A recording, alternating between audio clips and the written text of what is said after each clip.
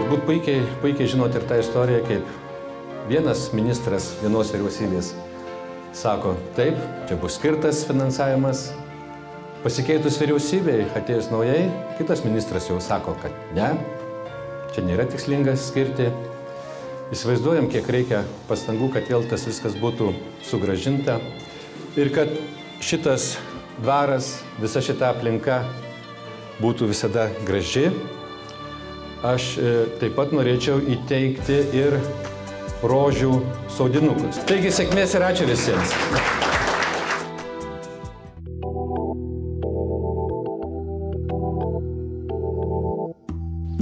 Taigi mes matom, kokia yra situacija. Derlius yra lauke, rugsėjo yra pabaiga. Kviečiai dar neišvalyti, neišdžiovinti. Kas gali atsitikti?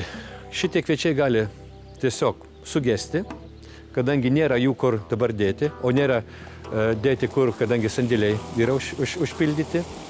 Valdžia laiku nepasirūpino, kada buvo kalbama dar pavasarį, mokslininkai, ekspertai kalbėjo, kad bus rekordinis derlius, kad reikia pasirūpinti, kaip mes tą derlių sutvarkysim, kaip tą derlių sklandžiai išvešime, eksportuosime, kadangi toks kiekis Lietuvoje yra per didelis. Mes matome, kad tinkamai ir laiku valdžia tuo nepasirūpino. Ir šiandieną pasekmės gali būti labai skaudžios. Milijardas litų negautų pajamų, tai yra ūkininkai, ir valstybės biudžetas gali negauti atitinkamų pajamų.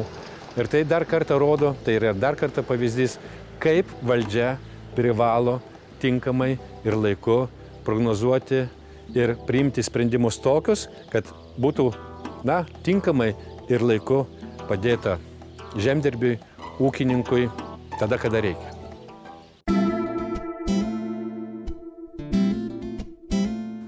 Kad pagaminti 1 litrą pieno, kilogramą sviesto, grietinės, reikalinga investuoti daug laiko ir ne tik laiko, daug darbo reikia įdėti, lėšų.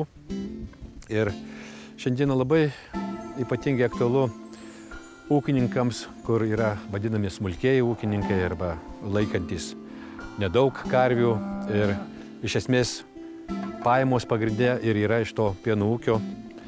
Ir labai svarbu, kad už pieną ne tik, kad būtų tinkamai atsiskaityta ir tinkama kaina, kas beje šiandieną ta kaina yra labai žema.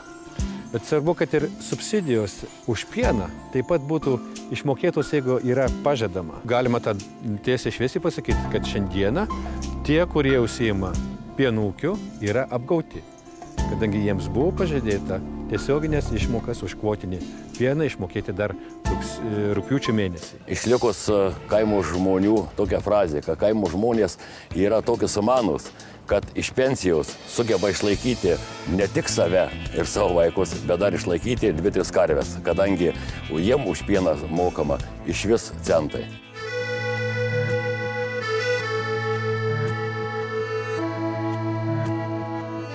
Taigi mes matom, kiek reikia įdėti daug darbo, kiek reikia įdėti daug triūsų, kad būtų aruodai pilni. Turbūt jau Lietuvoje taip yra, kad būtent dažniausiai kaimas ir padeda visai valstybei, visai Lietuvai, miesto žmogui, nes maistas yra pagrindas.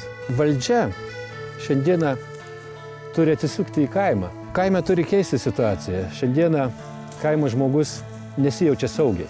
Nemato perspektyvos. Mes matome, kaip mažėja gyventojų skaičius, mažėja gimstamumas, mokyklos užsidaro.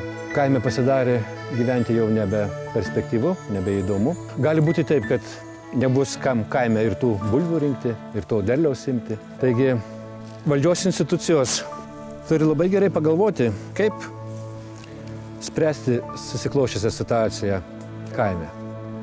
Kad neužsidarytų mokyklos, nesudarytų ambulatorijos, kad kurtųsi darbo vietos, kad žmogus čia irgi galėtų jaustis oriai, gerai uždirbti, leisti vaikus į mokyklą, tikėtų perspektyvą, tikėtų ateitimi.